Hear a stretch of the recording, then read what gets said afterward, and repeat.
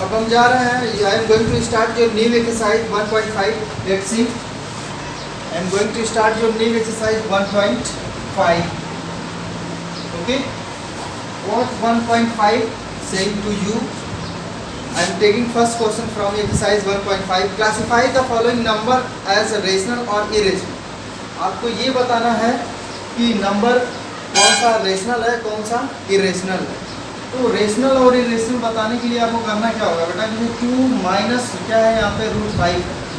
2 minus क्या बेटा √5 है. हमने आपको बताया था कि रेशनल की कंडीशन क्या है और इरेशनल की कंडीशंस क्या है, और उन सभी के कंडीशंस के बारे में आपको हमने बताया था. अगर कोई वैल्यू क्या है रूट में है, वो सभी वैल्यू जो है इरेशनल नहीं हो सकती, कुछ उसमें क्या हो सकते हैं रेशनल भी हो सकते हैं. जैसे कि अगर कोई कंपोजिट नंबर आता है रेशनल रूट में, तो वो क्या होता है आपका रेशनल हो सकता है. जैसे कि यहाँ पे कि रूट में अगर 25 है तो रूट में 25 की वैल्यू क्या होगी बेटा 5 होगी, तो ये क्या होगा आपका रेशनल होगा. अगर जैसे कि ये 5 आपका क्या है prime number, odd prime number है, तो इसका कोई अदर फैक्टर नहीं होगा, कोई अदर फैक्टर नहीं है, मतलब दूसरा कोई फैक्टर नहीं है. जब इसका कोई दूसरा फैक्टर नहीं है तो ये क्या होगा आपका इरेशनल नंबर होगा. इसको हम जस्ट ऐसे भी लिख सकते हैं या इसकी वैल्यू को फाइंड आउट करके भी लिख सकते हैं. अब जैसे हमने बताया आपको कि √5 की वैल्यू क्या होती है, √5 की वैल्यू को फाइंड कैसे करते हैं, यहाँ पर देख लीजिए, जो नहीं किए हैं वो एक बार देख लीजिए. ठीक है, वैसे ये क्या है आपका इरेशनल नंबर. क्यों? क्योंकि ये प्राइम ऑड नंबर है और एक से अधिक इसका फैक्टर नहीं है, मतलब एक से अधिक इसका फैक्टर नहीं है, तो ये क्या है इरेशनल नंबर. ऑलरेडी ये इरेशनल नंबर. लेकिन रूट में √5 की वैल्यू को हम कैसे फाइंड करेंगे, वैल्यू को कैसे हम दिखाएंगे कि ये आपका क्या है इरेशनल नंबर है. तो इसको दिखाने के लिए आपको सिंपल क्या करना होगा, डिवाइड मेथड का यूज़ करना होगा. √5 को हम क्या लिख सकते हैं, √5 को हम लिख सकते हैं 5.000. इनफाइनाइट जीरो हम बना सकते हैं, कितना भी जीरो बना सकते हैं. तो हमने ऐसे ही कर लिया आपका, ये 5 हो गया 0.00, जितनी भी और जीरो का होता होगी हम जीरो बना लेंगे. लेकिन यहाँ पे ये आपका पेयर में हम लॉन्ग डिवीजन मेथड से इसके रूट की वैल्यू फाइंड कर रहे हैं.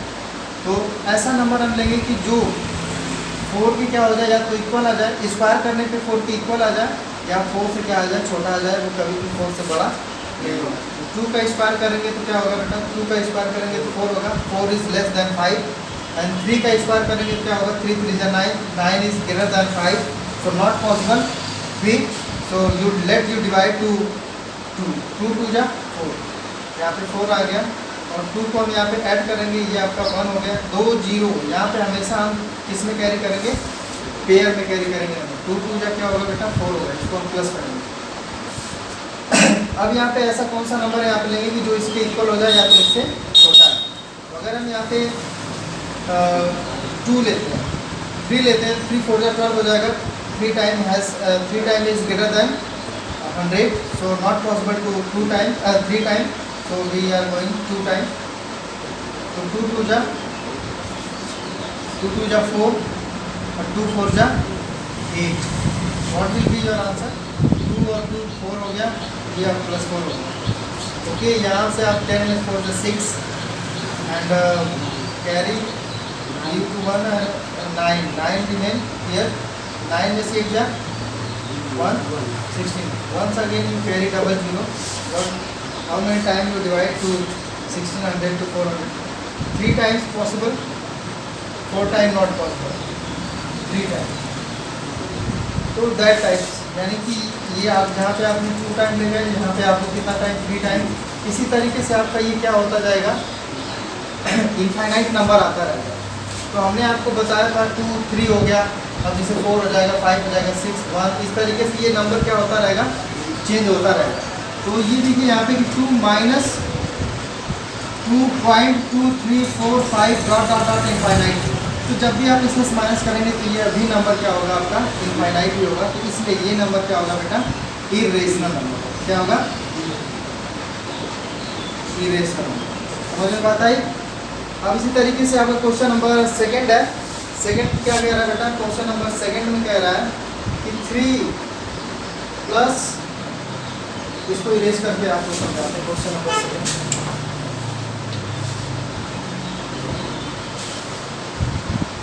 फर्स्ट, इसको रेस्ट वगैरह।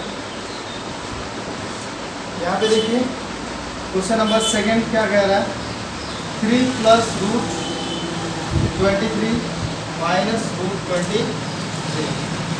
तो यहाँ पे आपको दिखाई दे रहा है सिंपल कि ये आपका प्लस है, ये आपका क्या है, रूट की वैल्यू माइनस है। तो इससे ये आपका क्या हो जाएगा, कैंसिल हो जाएगा। रिमेन क्या बचेगा आपका, 3 बचेगा। अब 3 इज अ होल फॉर्म, तो this is a rational number. तो क्या हो गया बेटा, ये आपका क्या होगा, रेशनल नंबर हो जाएगा। ठीक है। अब इसके बाद बात आती है 1/√2। क्वेश्चन नंबर आपका कौन सा है, 4। 1/√2। √2 आपका क्या है, इरेशनल नंबर है, क्योंकि ये ऑड इवन नंबर है, ऑड प्राइम नंबर इसको भी कह सकते हैं कि क्योंकि इसका भी एक से अधिक फैक्टर नहीं है, इसलिए ये भी क्या है आपका इरेशनल नंबर। क्योंकि सबसे पहले हम इसको सॉल्व कैसे करेंगे कि rationalise the denominator. When you rationalise the denominator, both side multiply by √2 and √2, what will be your answer, ये √2/2। ओके, तो √2 की वैल्यू क्या होती है बेटा, 1.4114 जब आप इसे डिवाइड करेंगे तो सिंप्लीफाई होकर आपका इनफाइनाइट फॉर्म में ही जाएगा ना, तो इसलिए ये भी क्या होगा बेटा, इरेशनल नंबर होगा। ये भी क्या होगा, इरेशनल। समझ में आ रहा है ना ये मैं क्या बता रहा हूँ। तो इस तरीके से जिसको समझ में नहीं आ रहा है वो वीडियो को बार बार देखेगा, तो then you can clear your topic easily, okay, and can you understand easily, and after that you can solve all question related to this topic. I am coming on next question, 2π। 2π क्या है, rational है कि irrational है, 2π। पाई क्या लगता है आपका कि पाई की वैल्यू क्या होती है, 22/7। Value of pi is 22/7। ये वैल्यू होती है पाई की। पाई की जो वैल्यू होती है जब हम इसको डिवाइड करेंगे, ये कोई एग्जैक्ट वैल्यू नहीं है, ये एग्जैक्ट वैल्यू नहीं होने की वजह से ये आपका क्या आता है, इरेशनल नंबर फॉर्म होता है। ये भी क्या है बेटा, इरेशनल नंबर, क्योंकि पाई की कोई क्या है एग्जैक्ट वैल्यू 3.1 3.14 इनफाइनाइट तक होता है, तो इसलिए इसकी भी वैल्यू कोई एग्जैक्ट नहीं है, जिसकी वजह से ये क्या है बेटा, irrational number. I am coming on question number 2। Question number 2 क्या कह रहा है, यहाँ से देखिए सभी लोग। क्वेश्चन नंबर 2 इसी तरीके से आप अपने एक्सरसाइज के सभी प्रॉब्लम्स को करेंगे। क्लास 9 जो है मुझे व्हाट्सएप पे रिस्पांस नहीं करता है कि कितने बच्चे ने किया, कितने बच्चों ने नहीं किया। आप जो है कि फ़ोटो नहीं भेजते हैं अपने सोल्यूशन का, ये दिस इज़ वेरी बैड। हम आपको यहाँ पे सारे प्रॉब्लम को डिस्कस कर रहे हैं, लेकिन आप कुछ कर नहीं रहे हैं। घर पे आप पढ़ेंगे बैठ के, लॉकडाउन चल रहा है वैसे भी, तो देन आप पीछे हो जाएंगे अगर नहीं पढ़ेंगे, तो इसलिए पढ़ना कंपलसरी है। क्वेश्चन नंबर 2 को हम लेते हैं from exercise 1.5। Simplify the following expression. एक क्वेश्चन हम डिस्कस करेंगे, बाकी आप सब करेंगे। 3 + √3 इंटू 2 + √2। देखिए यहाँ पे क्या करना है आपको, सिंपल आपने क्लास 6, 5, 4 मल्टीप्लाई किया है, लेकिन ये कि यहाँ पे ये रूट आ गया। रूट की वजह से आपको प्रॉब्लम हो सकती है कि सर ये रूट की मल्टीप्लाई हम कैसे करेंगे। तो रूट की मल्टीप्लाई में कुछ करने की ज़रूरत नहीं है। अगर रूट की वैल्यू अगर सेम है तो रूट आपका कैंसिल हो जाता है, नंबर जो उसके अंदर का रहता है वही सेम हो जाता है। अगर रूट की वैल्यू क्या होती है आपकी सेम नहीं होती है, तो जो मल्टीप्लाई करते हैं वही रूट पे हम लिख देते हैं। ठीक है, ओके, इतना समझ में आया। अब 3 का मल्टीप्लाई आप 2 में करेंगे तो 3 2 क्या होगा, 6 होगा। 3 का मल्टीप्लाई √2 में करेंगे तो प्लस, ये भी प्लस, ये भी प्लस, तो यहाँ पे भी प्लस होगा, 3√2 होगा। वंस अगेन इसका मल्टीप्लाई इसमें करेंगे तो ये भी आपका क्या होगा, 2√3 होगा, 2√3 हो जाएगा। Once again multiply by √3 to √2, तो यहाँ पे अब रूट आ गया। रूट में कैसे मल्टीप्लाई करेंगे बेटा, अगर रूट की वैल्यू अगर सेम है, जैसे यहाँ पे देखिए कि यहाँ पे √3 है, किंतु यहाँ पे भी अगर √3 होता तो ये रूट की जब हम रूट में मल्टीप्लाई करते हैं तो रूट क्या हो जाता है, कैंसिल हो जाता है, उसके अंदर जो वैल्यू रहती है वही सेम। तो ये क्या आ जाता है आपका 3 आ जाता है। अगर रूट की वैल्यू सेम नहीं है, जो इसके अंदर मल्टीप्लाई करके फॉर्म होगा वही आपका एक्चुअल नंबर है। तो 3 2 जा 6, ये प्लस आपका क्या आ जाएगा बेटा, √6 हो जाएगा। अब देखिए आपको एडिशन सब्ट्रैक्शन क्या करना है। ये वैल्यू दोनों सेम है कि नहीं है। ये 3√2 है, सॉरी ये 3√2 है और ये क्या है 2√3 है, और ये क्या है √6 है। तो आप इसको क्या कर सकते हैं, कैसे लिख सकते हैं, रूट की वैल्यू अगर सेम रहेगी तभी आप जो है कि इसको ऐड कर सकते हैं। अगर रूट की वैल्यू सेम नहीं है, रूट में वैल्यू अगर सेम नहीं है तो आप इसको ऐसे ऐड नहीं कर सकते। जैसे कि यहाँ पे देखिए, यहाँ पे कि इस तरीके से होता 3√3 होता प्लस यहाँ पे 2√3 होता, then you can add easily without any problem because root value are same. अब 3√3 प्लस √3, ये √3 है, ये भी √3, तो 3 और 2 कितना हो गया 5 हो गया, तो 5√3 आप लिख सकते हैं। लेकिन यहाँ पे रूट की वैल्यू क्या है, डिफरेंट है, देन आप जो इसको ऐसे नहीं कर सकते। This is your simplest form. समझ में आए? इस तरीके से आप क्वेश्चन नंबर 2 को कर लेंगे। अभी सारे क्वेश्चन जो भी पार्ट इसके दिए हुए हैं वो आप करेंगे, जो नहीं आएगा वो डिस्कस करेंगे, ठीक है। अब हम नेक्स्ट क्वेश्चन पे आते हैं। नेक्स्ट क्वेश्चन में क्या कह रहा है, recall the pi is defined ratio of circumference, say the circle is diameter, say d pi equal to c by d। This seems contradict the fact that pi is irrational, how will you resolve this contradiction. क्योंकि ये pi equal to क्या है बेटा, c by D के form में है। जब ये c बाई डी के फॉर्म में होगा तो ये क्या होगा बेटा, रेशनल नंबर होगा, रेशनल नंबर होगा। बस इतना ही आपको बताएंगे, और अगर समझ में नहीं आएगा तो आप बाद में इसको डिस्कस कर लीजिएगा, पूछ लीजिएगा, ठीक है। ये आपको क्वेश्चन नंबर 3। अब हम क्वेश्चन नंबर 5 पे आते हैं। क्वेश्चन नंबर 5 पे आते हैं, देखते हैं क्वेश्चन नंबर 5 क्या कह रहा है। क्वेश्चन 4 क्या कह रहा है बेटा कि represent the √9.3 on number line, on the number line. इसको आपको क्या रिप्रेजेंट करना है, कहाँ पर रिप्रेजेंट करना है बेटा, नंबर लाइन को रिप्रेजेंट करना है। नंबर लाइन पे इसको रिप्रेजेंट करने के लिए हमने पिछले एक्सरसाइज में, पिछले इंट्रोडक्शन चैप्टर में ऑलरेडी हम डिस्कस कर चुके हैं कि इसको आप नंबर लाइन पे किस तरीके से रिप्रेजेंट करें। First you draw a 9.3 centimetre line. सबसे पहले आपको क्या करना है, एक 9.3 सेंटीमीटर की अपने स्केल से मेजर करके एक लाइन ड्रॉ करना है, जिसको आप कुछ भी ले, ओ लेट कर लीजिए या इसको क्या मान लीजिए आप, बी मान लीजिए, ठीक है। इसको क्या मान लेंगे बेटा, बी मान लेंगे। समझ में आता है कि नहीं है, बोलिए।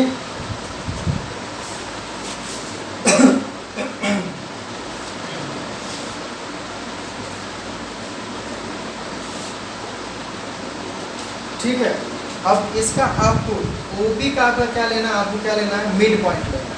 OB का आपको क्या लेना है, कोई भी आप एक पॉइंट यहाँ पे, यहाँ से आप 1 यूनिट मेजर करके, 1 यूनिट का मतलब 1 सेंटीमीटर ले सकते हैं। ये 1 यूनिट आपने यहाँ से मेजर करके ये लाइन लिया, जिसको हमने क्या OB, ये हमने क्या ले लिया बेटा, A ले लिया, ठीक है। ये हमने लाइन क्या ले लिया, A ले लिया। अब आपको OB का क्या करना है, सेमी सर्कल ड्रॉ करना है। क्या ड्रॉ करना है, सेमी सर्कल। सेमी सर्कल आप कब ड्रॉ कर पाएंगे, जब इसका मिड आप सही तरीके से फाइंड आउट कर पाएंगे। किसी लाइन को अगर आपको मिड पॉइंट फाइंड करना है तो सबसे अच्छा तरीका आपका है, बिना स्केल का मेजर किए हुए आप मिड पॉइंट कैसे फाइंड करेंगे। आर्क को क्या करेंगे बेटा, जैसे कि O हो गया, ये आपका क्या हो गया, B हो गया, तो आर्क को आप क्या करेंगे, एक्सटेंड करेंगे, बढ़ाएंगे। जब आप बढ़ाएंगे मतलब ये कि इससे अधिक, आधा से अधिक लाइन को आप मेजर करेंगे। मेजर करने के बाद इस वाले पॉइंट O पे रख के एक कट करेंगे ऐसे, और पॉइंट B पे रख के ऐसे कट करेंगे, ऐसे पॉइंट दोनों तरफ कट करेंगे, पॉइंट O पे रख के। इसी तरीके से पॉइंट B पे रख के आप क्या करेंगे, ऐसे कट करेंगे और ऐसे कट करेंगे।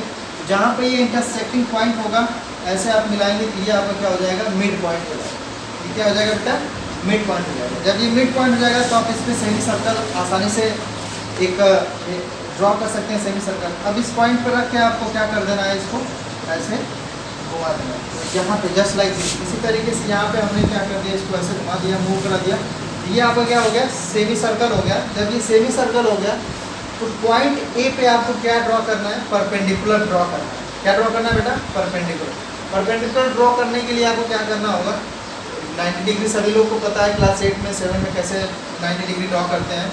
तो 90 डिग्री ड्रॉ करने के लिए आपको इस पर एक परपेंडिकुलर ड्रॉ करना होगा, इस तरीके से। सॉरी, परपेंडिकुलर जब आप इस लाइन पे ऐसे ड्रॉ करेंगे तो जहाँ पे ये इंटरसेक्ट करेगा सेमी सर्कल को, आर्क को इतना रेज करने के बाद आप ऐसे ड्रॉप कराएंगे। यहाँ पे ये क्या होगा, ड्रॉप होगा, ये लाइन आपकी क्या होगी, √9.3। समझ में आया। इस तरीके से आप इसके नंबर लाइन पर √9.3 को क्या कर सकते हैं, रिप्रेजेंट कर सकते हैं। समझ में आता है कि नहीं है। अगर नहीं आई तो आप वीडियो को दोबारा देखिएगा, आपको ये चीज़ क्या हो जाएगी, क्लियर समझ में आ जाएगी। अब हम आते हैं क्वेश्चन नंबर 5। हम कमिंग ऑन क्वेश्चन नंबर 5।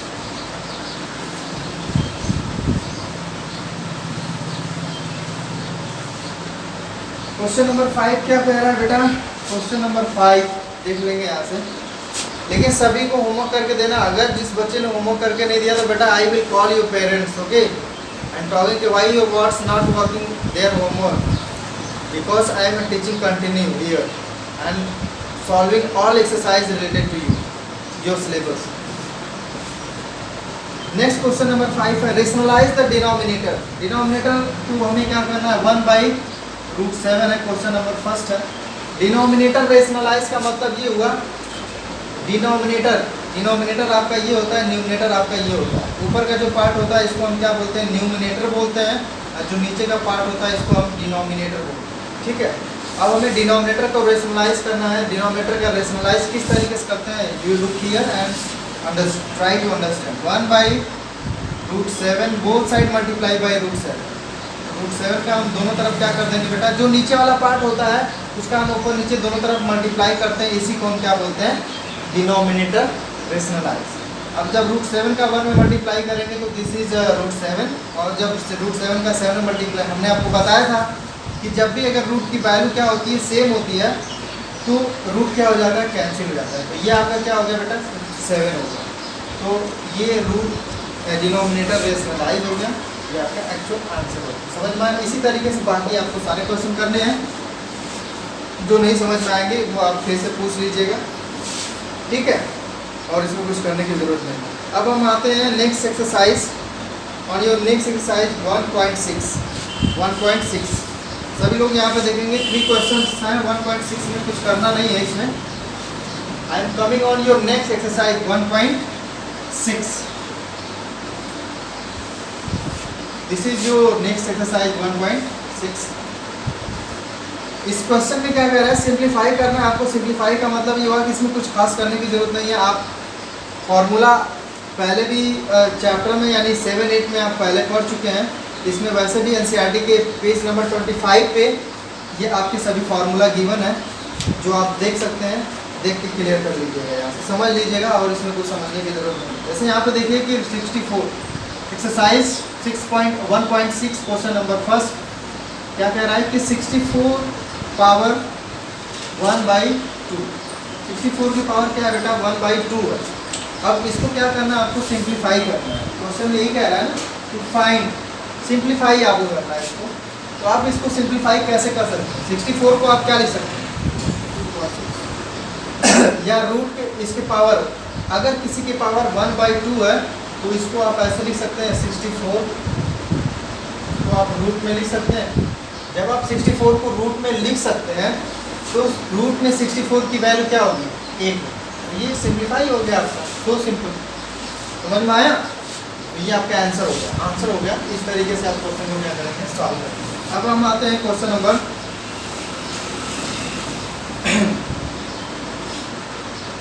अब जैसे कि हम एक सेकंड एग्जांपल और ले ले रहे हैं, एक इसी पार्ट का सेकंड पार्ट है 32 के पावर 1/5।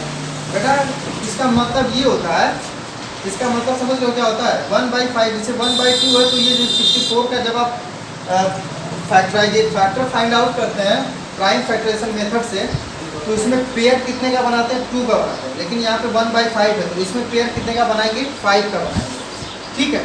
तो 32 को आप क्या लिख सकते हैं, 1/5 का मतलब ये होगा कि इसमें जो पेयर बनेगा वो किसका बनेगा, 5 का बनेगा। अब यहाँ पे देखिए 32, 2 1 जा 2, 2 6 जा 12, 2 8 जा 16, 2 4 जा 8, 2 2 जा 4, 2 1 जा 2।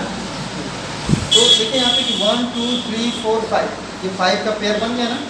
तो इसको आप क्या लिख सकते हैं, इसको हम यानी कि 32 के पावर 1/5 की जो वैल्यू होगी बेटा वो क्या होगी, 2। तो मुझे पता है कि नहीं है, क्या होगी, 2 होगी। कैसे 2 होगी, क्योंकि आप इसको एक तरीके से और लिख सकते हैं। दूसरा तरीका इसको लिखने का क्या है, √32 5, और इसकी बस ये लिख सकते हैं आप। इसको आप यानी कि 32 के पावर 1/5 लिख सकते हैं। समझ में आता है। अब हमने आपको बताया था कि अगर रूट में 32 है तो रूट में 32 की वैल्यू क्या हो गई आपकी, ये हो गई। अब पेयर कितने का बनाएंगे, 5 का बनाएंगे। 5 का जब बनाए तो जो इसकी वैल्यू हुई आपकी वो क्या हो गया बेटा, 2 इज जो। समझ में आया, नहीं समझ में आया तो फिर से वीडियो देखना, समझ में आ जाएगा, ठीक है। अब हम क्वेश्चन नंबर 2 पे आते हैं। क्वेश्चन नंबर 2 या 2, 3 आपका सेम क्वेश्चन है। 2, 3 क्वेश्चन नंबर 2 एंड 3 सेम। ये आपका क्वेश्चन नंबर 2 और 3 बिल्कुल सेम है, इसमें आपको कुछ करने की ज़रूरत नहीं है। बस ये है कि आगे आप इसको क्या करते जाना, सॉल्व करते जाना। समझ में आता है, बोलिए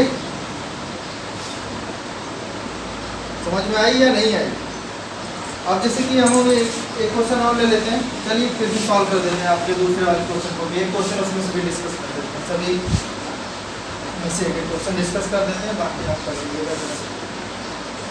to do at your home because you know कि lockdown is going on. Lockdown में आपको क्या करना है, घर पे रहना है। घर पे रहने का मतलब ये हुआ कि घर पे ऐसे नहीं बैठे रहना है, घर पे पढ़ना भी है, ठीक है। क्वेश्चन नंबर 2 बेटा, 9 की पावर 3/2। 9 की पावर क्या है बेटा, 3/2 है। अब आप क्या कर सकते हैं, इसको आप देखिए यहाँ पे, इसको कैसे सिंप्लीफाई कर सकते हैं, इसको कैसे आप सिंप्लीफाई कर सकते हैं। अगर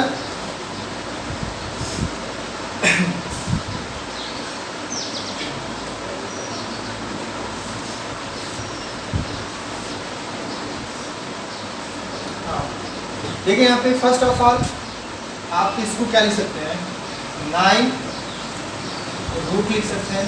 अब 9 जब ये रूट हो गया बेटा तो इसकी जो वैल्यू होगी या फिर क्या हो जाएगी, 3। एक तरीका और इसको और आप क्या लिख सकते हैं, 9 3/2 को और क्या लिख सकते हैं आप, कि इसको आप ये भी लिख सकते हैं कि रूट 9 इस तरीके से, इसके पावर 3 और इसके होल पावर 1/2।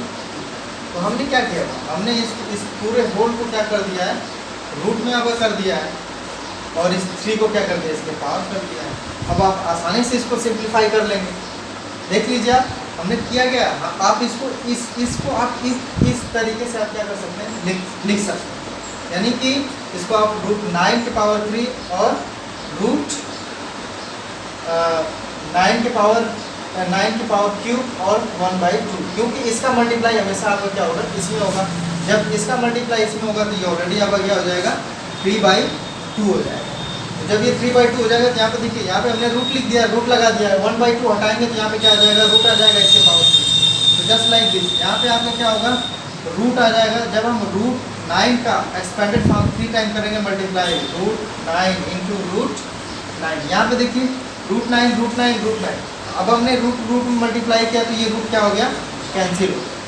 रूट का जब रूट में हमने इसका मल्टीप्लाई किया तो ये आपका रूट कैंसिल हो गया। तो यहाँ पे क्या बच गया बेटा, 9 बच गया। When you multiply by root 9, एक और बचा हुआ है ना, जब इसका इसे मल्टीप्लाई करेंगे तो ये आपका 9 रूट क्या हो जाएगा, 9 हो जाएगा। अब 9 रूट में 9 की वैल्यू क्या होगी, रूट में 9 की वैल्यू क्या होगी बताइए, 3 होगी। तो 3 मल्टीप्लाई बाई 9 इक्वल टू कितना हो जाएगा बेटा, 27 हो जाएगा।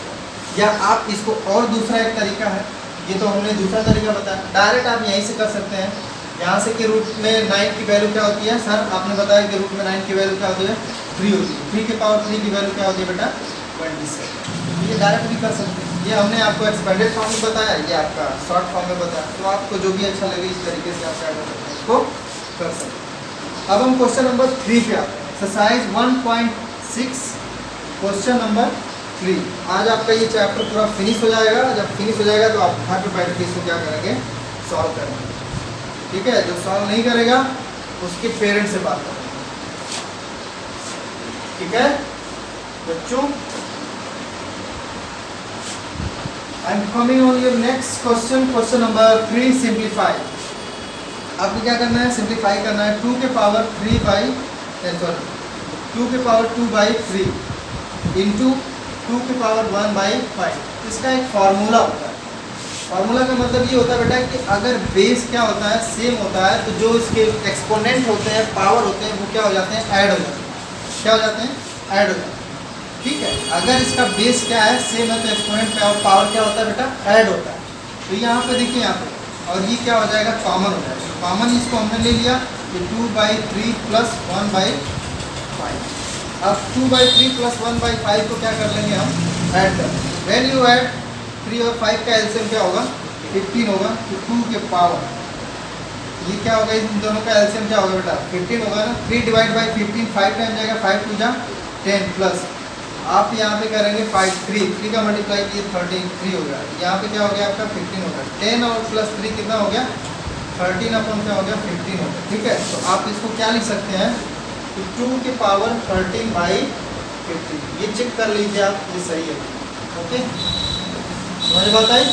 इसको इस तरीके से आप क्या कर सकते हैं, समझ सकते हैं, इसको कर सकते हैं। और आपको कोई प्रॉब्लम होगी तो आप हमको बताइए। ठीक है, your exercise, your first chapter has been completed. Okay, so you do that work at your home. Remaining questions, you practice all related to this type of questions from your exercise book. Okay, you practice all related to that type of problem. That type of problems you practice at your home. Thank you. Have a nice day.